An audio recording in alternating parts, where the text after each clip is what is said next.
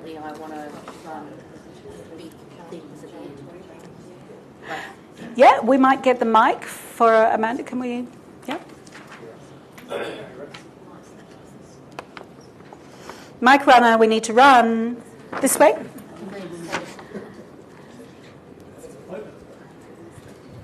So I'm putting in as a starter that I provide 1 hour and 4-day kickstart programs and webinars, but ultimately I know I want to take these people out and I want to do, retreats. Right. So, but this contribution one for me, this at the moment, contribution, is that's at the exactly moment. right. Perfect. At the moment, you want to do a Kickstarter program, so you want to attract the right people for that program. You would do a different contribution statement for people who want to do retreats. Make sense? Anyone else want to just ask a question about the contribution statement that you've worked on so far, or have a question about it in general, or a comment? Yep, we have the mic here. Thank you. I would just like to say how difficult it is to write. It is. Partly because I'm in a transition phase of deciding that real clinical hypnotherapy way of working wasn't for me, and have now kind of changed direction. And I was just saying to Cardine that I was actually supposed to do an interview on a Facebook Live the other day, and we couldn't get my technology up and working. And this is exactly the reason why. Is because I wasn't meant to do it yet, because I need to fully understand my contribution in order for me then to be on that platform. So thank you very much. How exciting is that?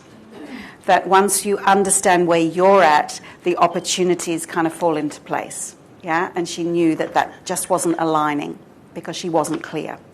And that's what this contribution is meant to do. It's meant to help you get clear not only on who your audience is, but how you want to serve them, the outcome you want for them, and the outcome that they want, and then how that helps you because you're part of this deal. If you're working yourself to the bone and feeling miserable and burnt out, do you want to continue serving people with joy and love and gratitude?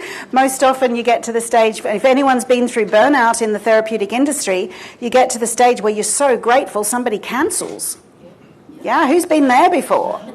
Thank God, I've got an hour to myself. Oh, I've got to do paperwork. Yeah?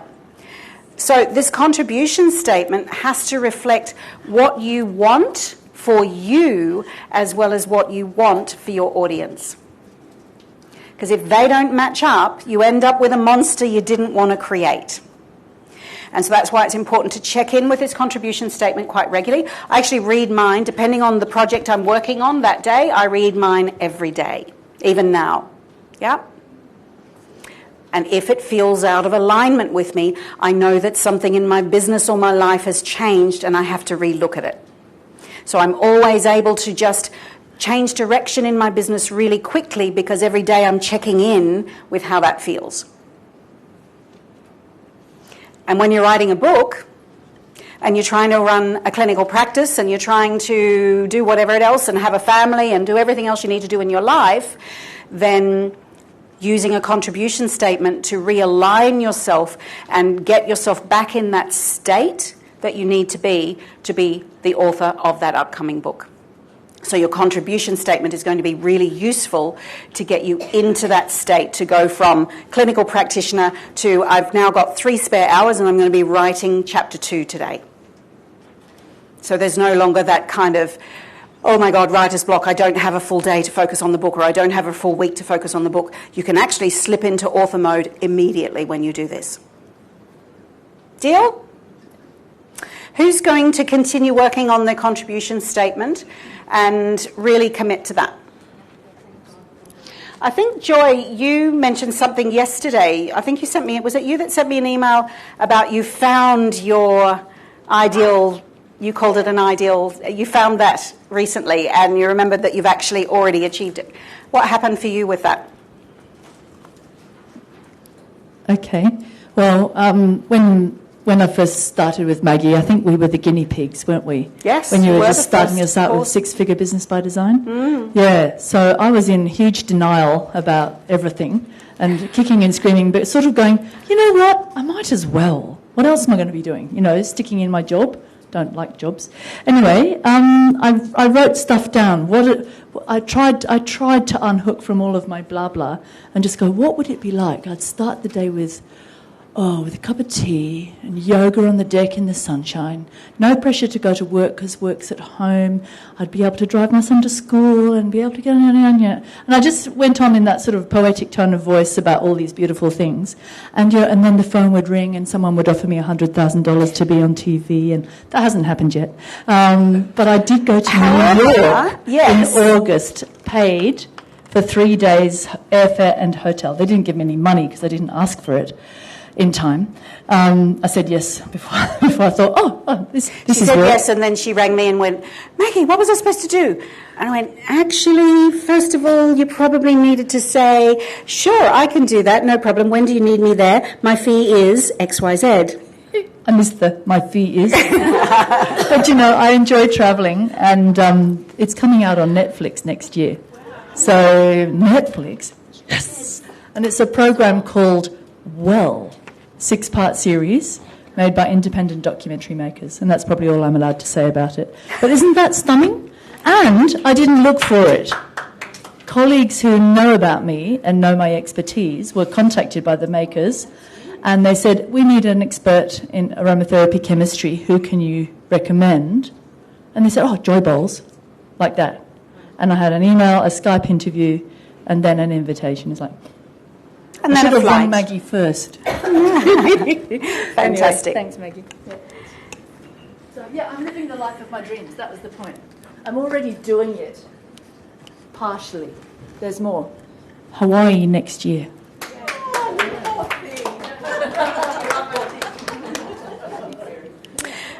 Do you get it? It's about when you're living your truth and you're connected to that contribution, then actually opportunities that you don't expect do unfold. Opportunities that, no matter how much you plan for it, they surprise you. And that is the key. It's just about making a decision about who you're serving, connecting to that. How does your life want to be? So the section around, what is that going to do for me? So for Joy, it was, I can get up in the morning and do yoga on the deck, and somebody rings me and offers me XYZ. Now, they didn't offer $100,000, but they offered her a Netflix contract. Hello? Yeah? Where does that lead to from there? Make sense? So I highly recommend you really continue to work on that contribution statement. I can't stress how important it is to owning being the author of the upcoming book and a digital online course developer and marketer. Because if that's what you want to produce in your life, or whether you want to do workshops or whether you want to do naught to many model, then having a statement like this so you can begin to rewire your brain to feel it, own it, and be present with it is incredibly powerful. And it magnetizes your audience to you. You kind of get to a stage where you don't have to be seeking them out all the time and selling ickily to them. You can actually just find that they tend to find you. And you tend to decide you're going to do a Facebook group or you're going to do a whatever it is going to be, which I highly recommend, by the way. We'll talk about that on day 3.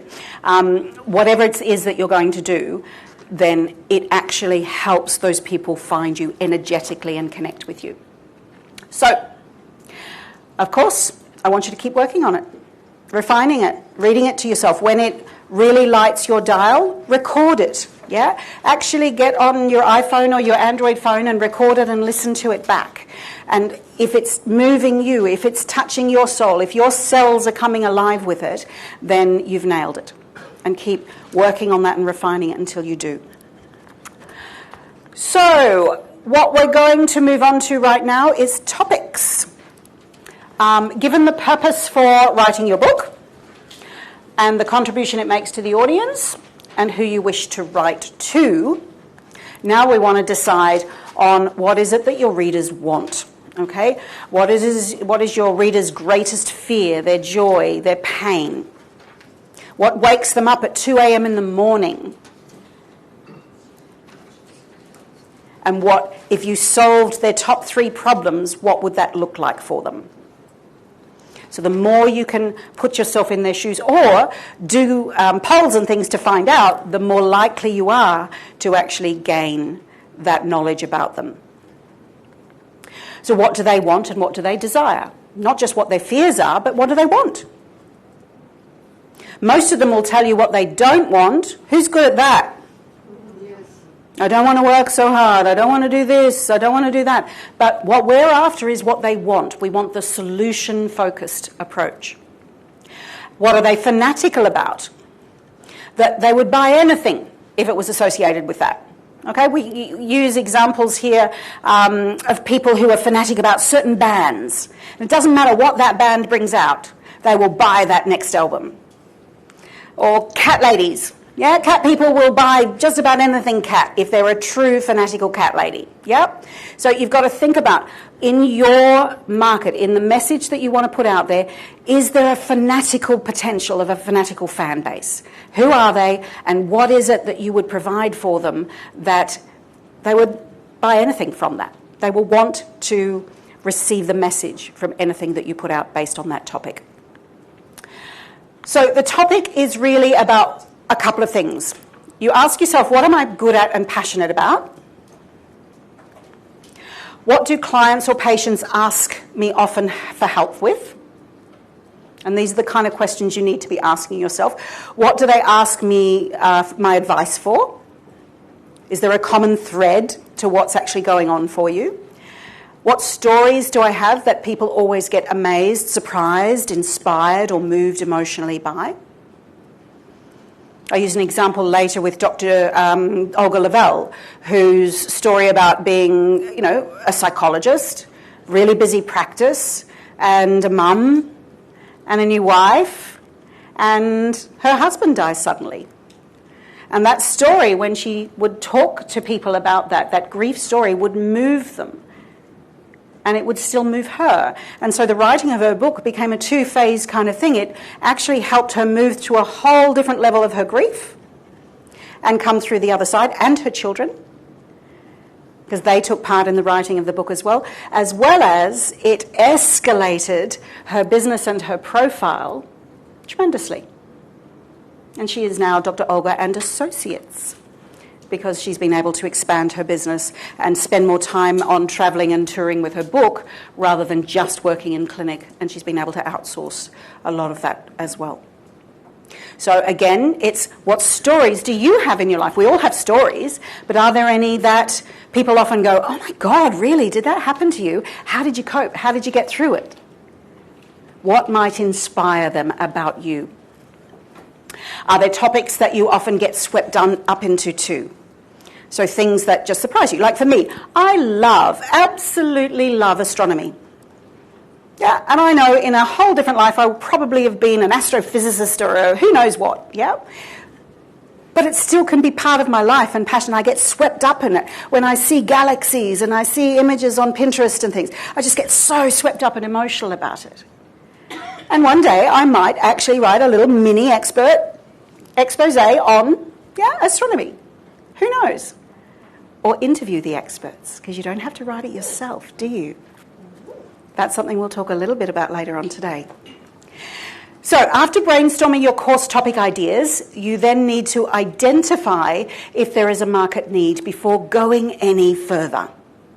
So once you've identified whether there's 1, 2, or 3, or 5 topics that you might want to write about, before you start writing, before you actually take it to that next level, then do your due diligence to make sure people actually want that topic.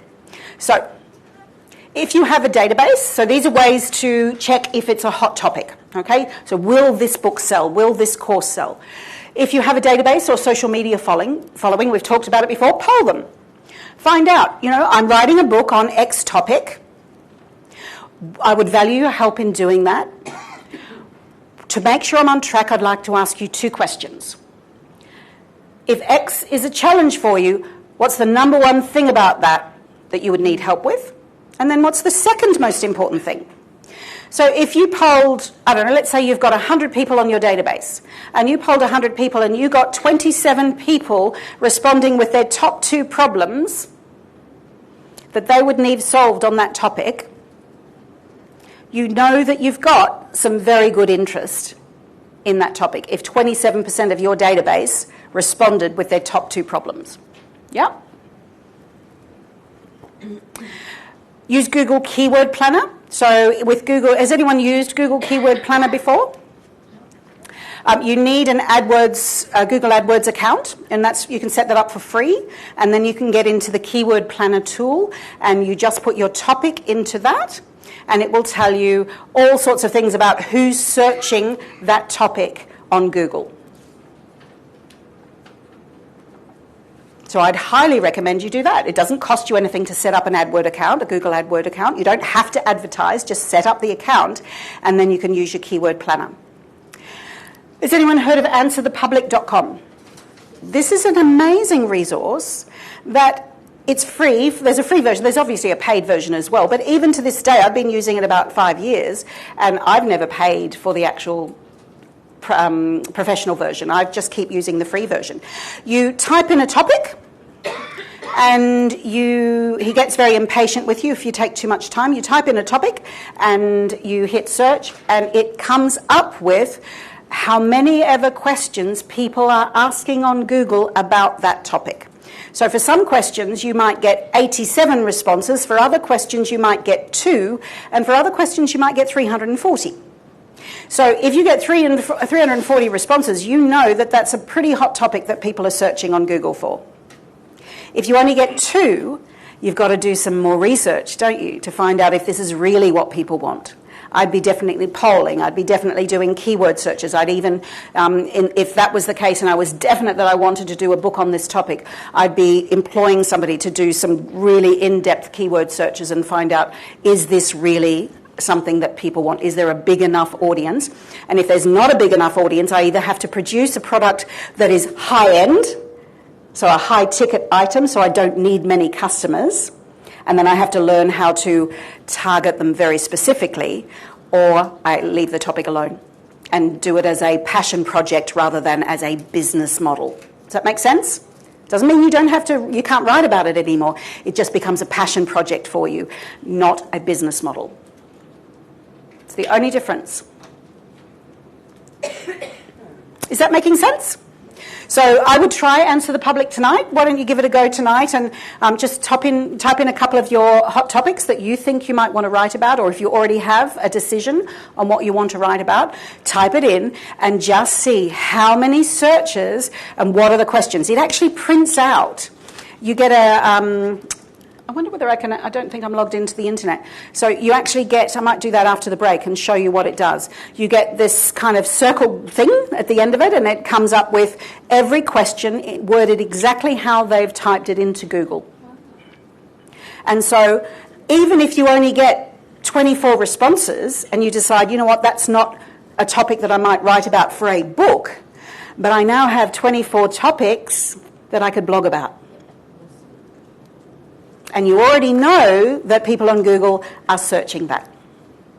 So that's an incredibly useful and very free resource. And helping you determine whether your topic is hot. And that's the key. Don't make your decision on exactly what you're going to produce and put your time and money into it until you're sure people want it. Unless you already have a database who you know want that, and you've got 1,000 people on your list that have all said, absolutely, give me that. Prepare short, free lead magnets. So everyone understand what a lead magnet is? Is there anyone that needs? It's just basically, it could be a PDF, it could be a quiz, it could be a questionnaire that you send out to people, and you just get a feeling and a sense of how many opt into it, how many take it up. And I'll give you an example of that. When I was first launching the first ever online version of this program, I actually did a lead magnet of the 33, what did I call it? It was the 33 hypnotic, 33 hypnotic, I can't remember what it was, to enhance trance. 33 embedded commands to enhance trance. Yep. And I target hypnotherapists, and I just went, are they really interested in this? Because then I took them through a process that went, well, if they're genuinely interested in taking their hypnosis business further, then I'm going to find out how many of them, and my next lead magnet was a letter that I took them through and a questionnaire that I took them through that helped them answer questions about their business. And we had hundreds and hundreds and hundreds. In the first, I think we spent about $2,500 marketing that, and the first run of that program sold around, as a trial, sold around, I think it was about $70,000 or something within a week or two. Yeah. So we knew that that was a hot topic because I did a lead magnet to find out if that industry was interested in finding out more about not only enhancing their skills, but then the next stage of the lead magnet was to see if they were interested in enhancing their business as well. So it was a test run, and it worked tremendously well. If that had failed, then I would have just tried another lead magnet. I wouldn't have seen it as, well, I'm not going to do that anymore. If I felt there was real business in it and I'd done my research on it, I just had the wrong lead magnet. I needed to find a different version. Does that make sense? So offer it for free on social media and just see how many people take it up. And you can actually do, Annie's very good at this with her photographers. She gets them to do an ask a favour. Can I ask you a favour? I'm not au fait with your wording, what it is, but it's, can I ask you a favour? And they target the specific person. So it might be for Annie's group in particular, it might be photographers. So photographers that specialise in mums and bubs. So it might be, for all you mums and with bubs out there, can I ask you a favour? X, Y, Z. And depending on the amount of comments and likes and things that you get back, you determine whether there's actually interest. As well as you're gaining the marketing language, aren't you? The more you get them interacting, you're actually getting their wording rather than your therapeutic wording. A bit like we were talking about with your contribution statement before. It helps you speak to them in their language. And that's the key. And, of course, search social media groups. If there's lots of social media groups, free and paid groups, on this topic, and there's lots of interaction in them, if there's groups in there and there's lots and lots of them, but nobody's talking to anyone, and it's really stagnant, then maybe, just maybe, it's not as hot a topic as people thought. Or if you can research the group and find out if it's well managed and well run, and whether it's a group admin situation or whether it's actually that somebody thought this was a hot topic, but really there's now 7 members and nobody's talking to each other. Yeah. But if you find that there's 1,000 groups associated with that topic and 100 of them are active and they've got thousands of members and they're really talking to each other, then you know that you have a topic. Same as on LinkedIn. Search LinkedIn, see if it's your market for business to business, and see if there's groups that are actively involved. Can we have the mic run? Thanks. Thank you, lovely. Thank you. So when you say a topic, is it like if I want to find out about health or mindsets, do I say that or do I say the topic of the book that I want to say? Yeah, the topic of the book that you want to write about. Okay. So you're trying to search whether your book topic is already a hot topic out there in the world. Are people wanting to know that? So what the book will be called, like Your Intuitive... Not necessarily the title, but the topic. Okay. So say, for instance, with Michelle's book, Your Intuitive Gifts at Work, then she would search a topic of spiritual practitioners wanting to go professional.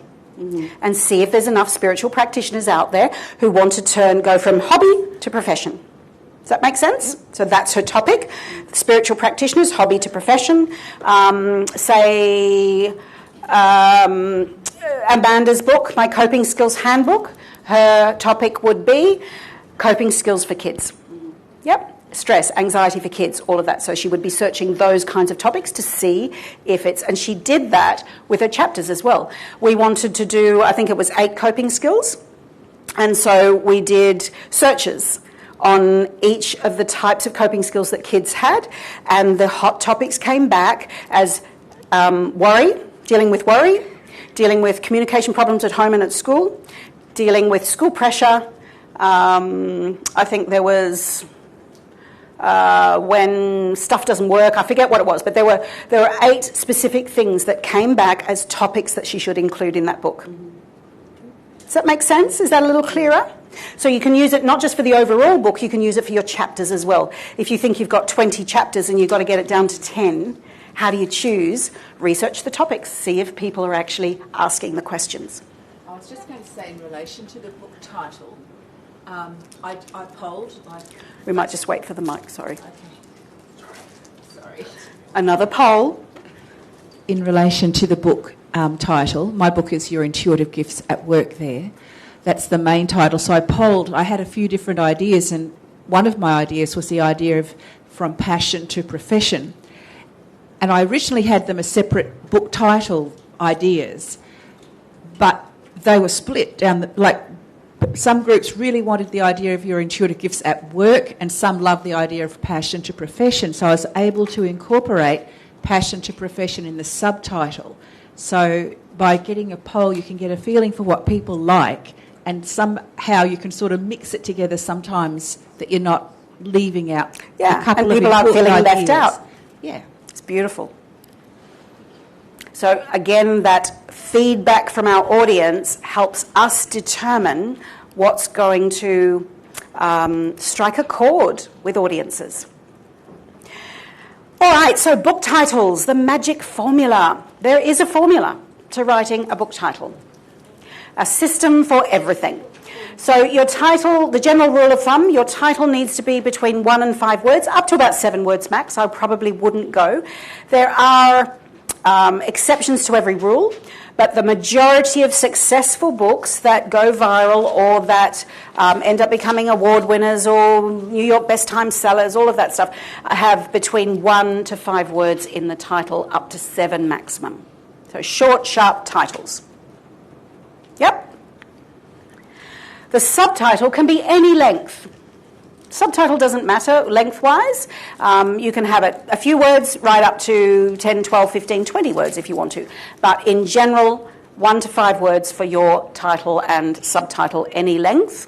An example, there's a book called No Worries, very successful book, and the subtitle is, of course, A Guide to Releasing Anxiety and Worry Using CBT. Yep. Examples, Superbrain. So just 2 words in the title, Superbrain. And Unleash the Explosive Power of Your Mind. The Barefoot Investor, the only money guide you will ever need. Spark is another great book, very successful. How exercise will improve the performance of your brain.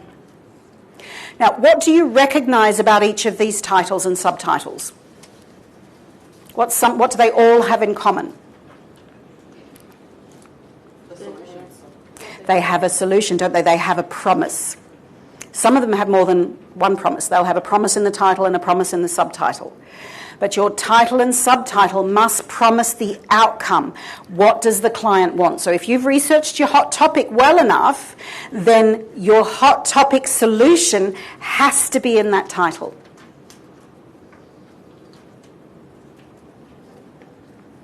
So and sometimes the title doesn't have to make a promise in the title, but the full promise is made in the subtitle, but the title can be a little bit controversial. If one of your goals is to get media, then media loves controversy. Yeah? So you could make your title a little bit more controversial. Again, it depends on why you're writing your book. And that will help you determine how to come up with the right title as well. But what do we do before we decide on a title? We research our topic. Yeah, we've got to make sure, we do our due diligence to make sure that we're not going to have a book that nobody wants. Unless you're doing it for the love of it and you don't care that you only have 2 readers. Yeah, if that's what rings your bells, that's absolutely fine. It's your book. But if you want it to be the foundation of a financially successful business and a business that helps more people without making you work harder, then, of course, we need to produce some sort of product around it. So it needs to have not just the book, it needs to have online courses or workshops or webinars or something that's actually going to bring in the revenue as well. So So, book and course title tips, 7 steps. People love numbers. They love numbers. 7 steps to transform A to B. 4 weeks to transform A to B. So these are promises. 7 steps to deal with menopause naturally. Yep. So it's promising A to B. The 5-step system to transform A to B. You don't have to use the word transform, I'm just using it as an example.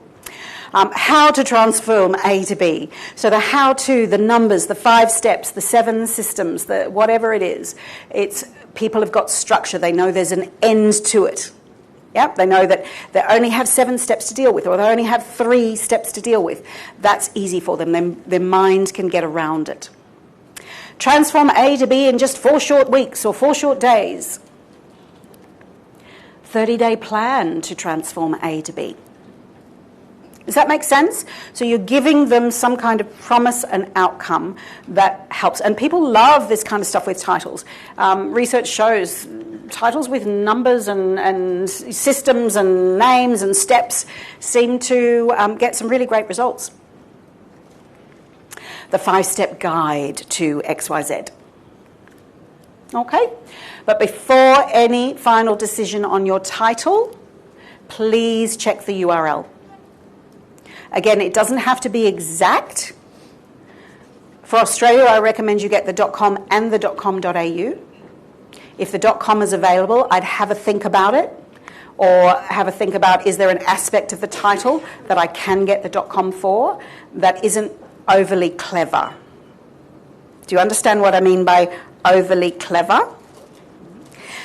Sometimes people think that being clever with word or spelling to bypass the fact that it's not available means that it's still going to work.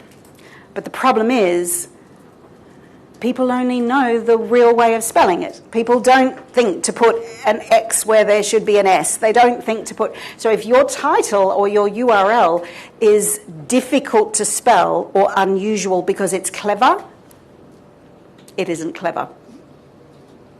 Yep. Yes, we have a question over here.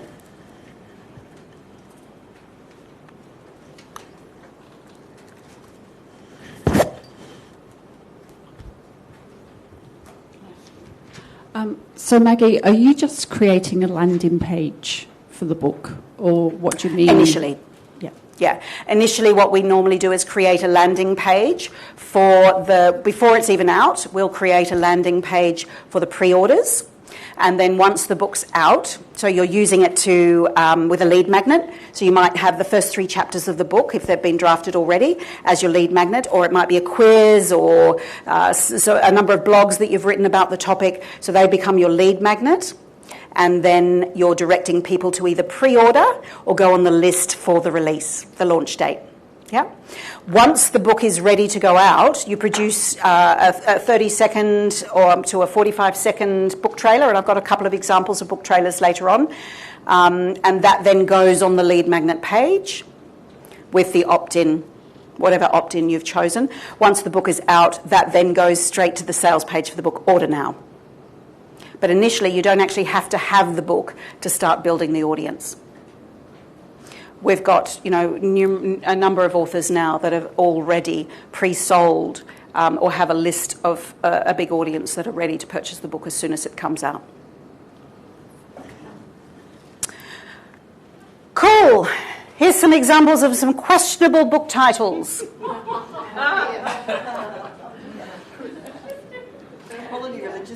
They are. This is a religious book, yes. Mummy drinks because you're bad. I love it as well. What? Why? However, these titles grab attention, don't they? It depends on whether you know what the book's about and whether it's going to make the promise that you're looking for. And I'm not sure that reusing old graves is a hot topic, unless there's a little niche out there in the market that I'm not aware of. But it's controversial. and it's either humorous or it's funny. And so sometimes a title like these can do you a favour, and sometimes they're just rubbish as well. So you've got to think about that. And it's a bit like with Dr. Joy. You know, she had the idea of using the model of the donut. But the moment she put that out there, her audience just went, no, don't want that. Yep. So you've got to be open to realise that controversy wasn't going to work in that space. Being funny in that industry or being lighthearted in that industry wasn't going to work for the audience. It worked for Joy, but it didn't work in the audience. Make sense?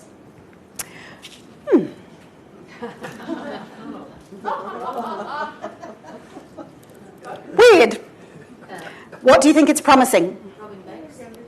How to rob a bank, isn't it? Without saying those words, it's actually promising by the end of reading this book, you're going to know how to rob a bank. Maybe just without going to jail. Without going to jail, that could be the subtitle. Ooh, aren't you clever? How to make money in your spare time without going to jail. Love it. What the? This is a really popular book. Do we know what it's about? It doesn't make a promise. It doesn't follow any of the magic title rules. But it was popular because, controversially, it was weird. It grabbed curiosity. So curiosity is another thing that book titles can... And, you know, Dr. Joy's was potentially curious because donuts didn't go with aromatherapy. But it wasn't curious enough for people to get over it.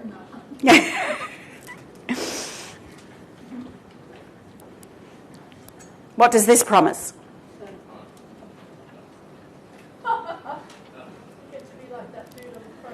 Yeah, you can be cool, you can pick up, you can have anything you want because awesome takes practice. So this is promising that you go beyond being cool, you can actually be awesome. What about this?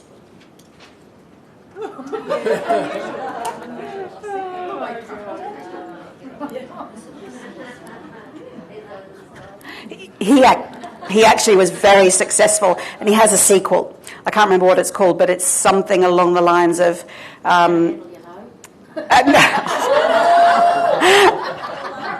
Amanda just said the sequel was How to Handle Your Hoe. No, it was about tractors again. Yes. So The Rifleman, like, what? These books were actually out there for real. Yeah, exactly. I heard somebody say, wow. Absolutely. This was literally produced. I know. Would you buy a kid's book for your kid called The Muffin Muncher? It's probably all right when it first came out. Probably. Oh my God. Oh, I love that. Right.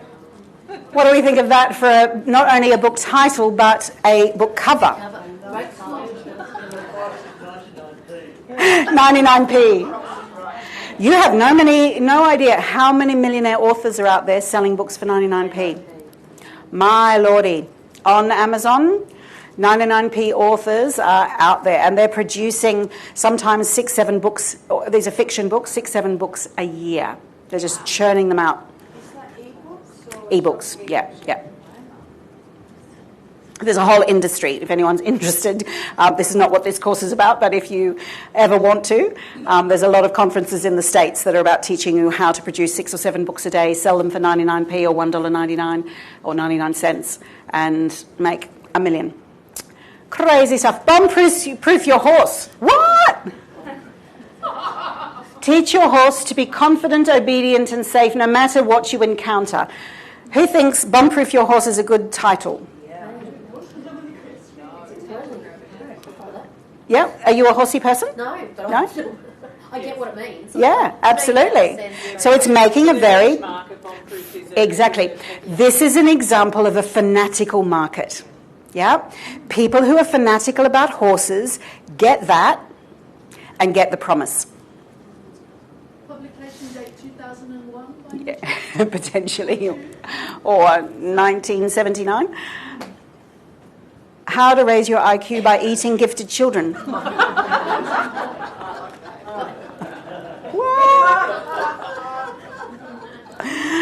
And that's an example of humour, how humour in a title can actually sell books. The Hunger... What do we reckon for this for a book cover? It's a 80s. Very 80s. 99p fake fiction fanzine. Yeah. It's so... Who do you think designed the book cover? It's their son. Yeah, so that's the difference between a really good quality professional book cover that you want to win awards with or that you want to gain credibility. So again, it's about deciding who your market is and why you're writing your book.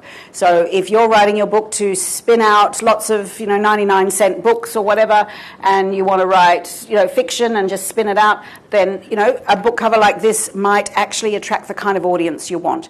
But if you're after a professional book that reaches your industry, that gives you credibility, that also gives you a lead magnet to build your audience, all the kind of things that you want to achieve, then a professional cover is highly recommended. This is lovely. This is my favourite.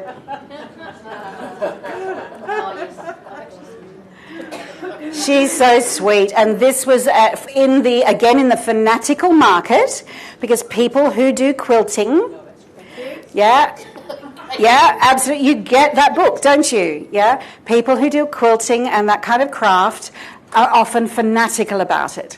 So understanding your audience and meeting their needs is really, really important. So I want you to think about those kind of steps with regards to your titles and pulling together your titles and your subtitles. And what we're going to do, where are we with time? 2:30, so we're breaking at 3, is it? 3 o'clock. So we've got 25 minutes. So what we're going to do is, in 17 minutes right now, we're going to structure a little book or an e-book. Are we cool with that? Yes. Just before our lunch break, do you think you could put together a book? After. Knock up a book in 17 minutes? So what I'd love you to do is to grab a blank sheet of paper. Has everybody got a... this could be your next book, okay? But I want you to be playing with the one you've got. It's brilliant. If you don't have what do you call it? A notebook that you want to take home, sing out, because we've got some spare ones at the back. I would rather you do this on a decent piece of paper that's not your little mantra hand piece of paper. I want it to be something decent that you can take home and play with the content. So does anyone need a new workbook or just a blank workbook? A couple over here.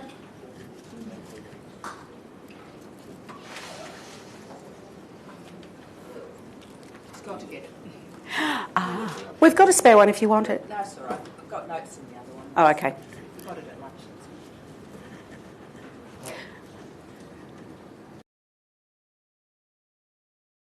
I actually feel like I stuffed up that exercise because I knew what I wanted to write about, what the book topic to be. But then when we went through assessing the topics and what lifted us up the best, I chose a different topic, which is more fluffy rather than practical. Okay. And I feel like, damn, I've missed the opportunity to really have done what I needed to do for the topic I should have. But have you missed the opportunity? I realised the thread that was what runs through everything I do, Yep. and to make sure that comes out. So through the process, when I was getting frustrated and I realised I was doing the wrong thing, I thought, no, this happened so that I would make sure this thread is current through everything I do. Yeah. But yeah, I feel like I've got homework tonight to go back and do That's it. exciting, and I'd love to hear how you actually, if you go back to your room or back to your home tonight and do that, and how you come out tomorrow morning with what you are aware of, what you've actually changed the topic to, or how you've changed the direction of that. Yes, thank you. That's tremendous. Well done. Great awareness, though, that it's actually helped you realise it's something you do. Yes, it's intrinsic in what I do, and that's why clients come back to me. But it's not a book. Okay, Yeah. Great awareness. I think we had, did you have something, Tony, that you wanted to add? I saw a hand up over there as well somewhere. No? I think Joy in the corner, and also...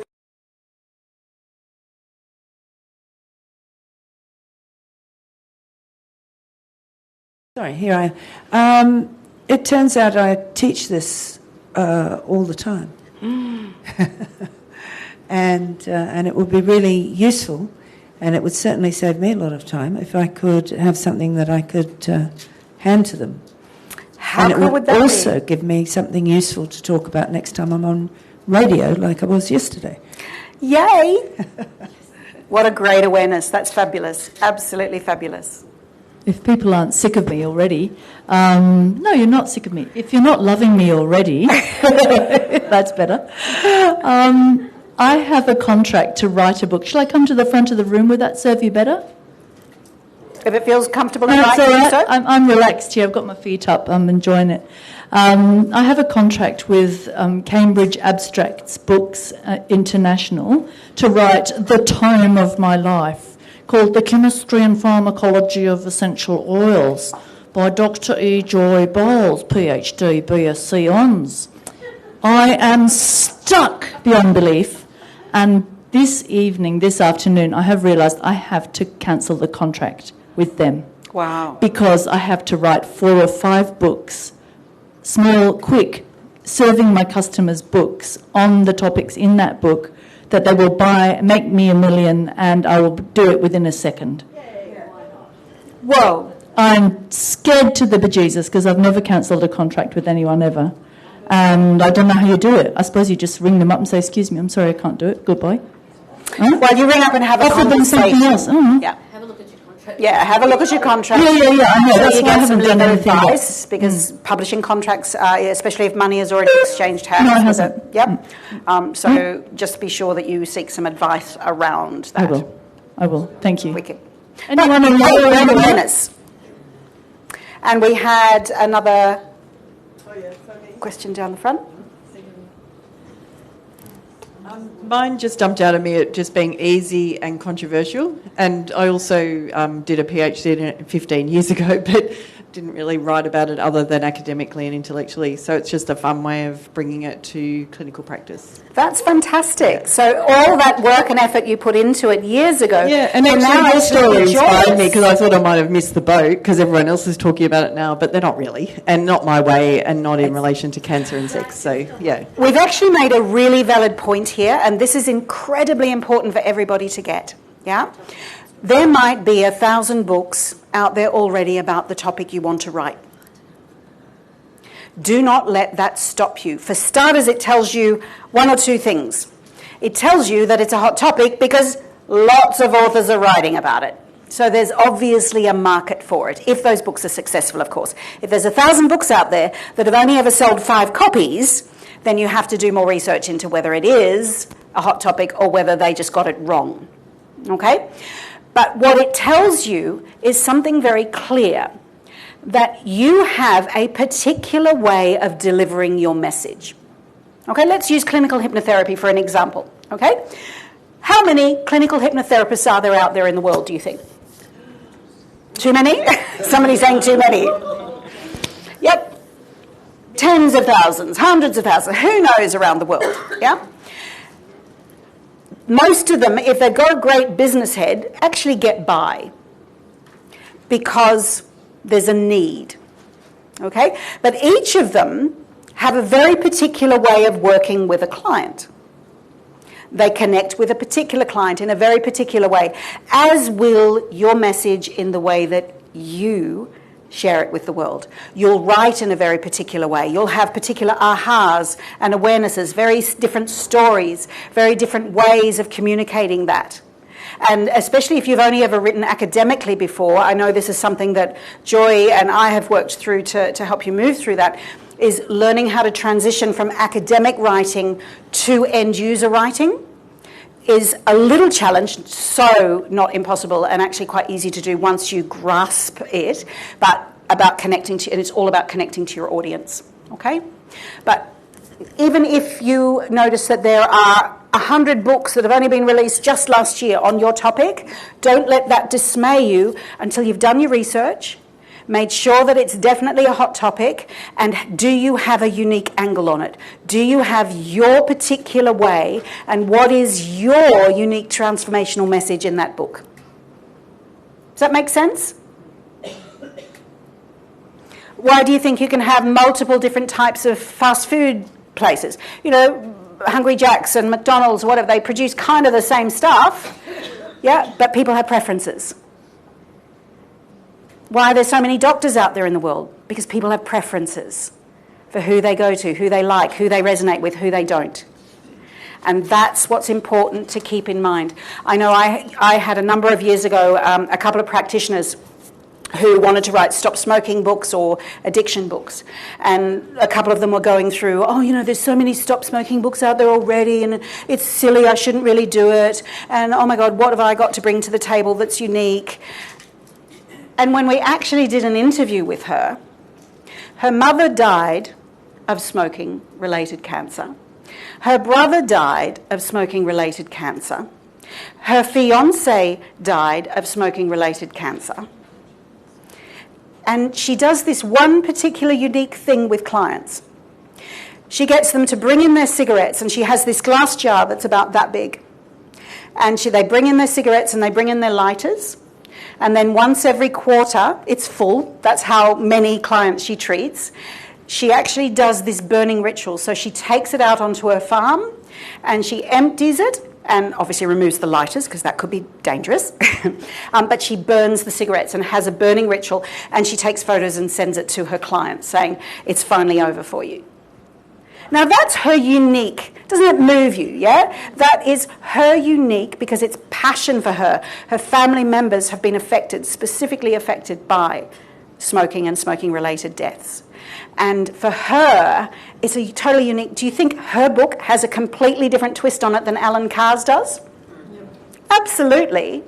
Alan Carr's is a complete how-to, but hers is an emotional movement through the experience of quitting smoking. And she understands it from the inside out, doesn't she? It's a totally unique approach to the same topic. Like Juanita Barton, who's, if anyone's coming to the book launch tomorrow night, Juanita worked on the addiction and habit. Is it a habit or an addiction? And she kept saying, but, you know, what have I got to share? You know, yes, I run an addiction clinic and it's really successful, but, you know, who am I to write a book about addiction? We interviewed her. She grew up in a family of addiction. Her mother died at the age of 67 after not being so addicted to prescription medication, caffeine and cigarettes that she died of emphysema and her lungs just gave out. Juanita, as a young baby, had inhaled passively 40 cigarettes a day from in utero through to when she was 2 years old. Her mother was so medicated because she was addicted to things that she didn't notice Anita was sick as a young infant, and her 7-year-old brother did the best to raise her. He knew she was sick but didn't know how to help her, and at 2 years of age she was taken away from her mother and put into foster care because she'd gone completely deaf. She'd had so many infections in her ears. She lost hearing in one ear altogether, and the other one, she's now legally deaf as well in that ear. Yeah? Does she have a story to tell about addiction? Does she have connection to people about addiction? Absolutely.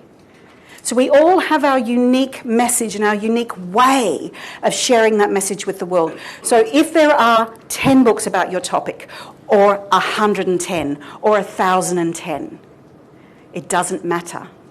What matters is it a hot topic? Does it meet the needs that you want to become an author? Does it meet the needs of your reader? And how are you going to make it unique? How are you going to bring your unique spin to it? Make sense? We've gone way over. It's time to have a break for afternoon tea. I think it's all out there and well and truly ready. So what time is it now? It's 3:25. So if we come back, should we do about 20 minutes? Is that okay for everyone? Because we've got a lot to get through this afternoon, and that way you can go back to your rooms if you're staying over, or go home and start putting your little thinking caps on what's next for you. So we'll come back here in 20 minutes' time, which will be by this clock, 1:45. Wonderful. We'll see you then. And congratulations, you have a 4+2 book. Oh my God.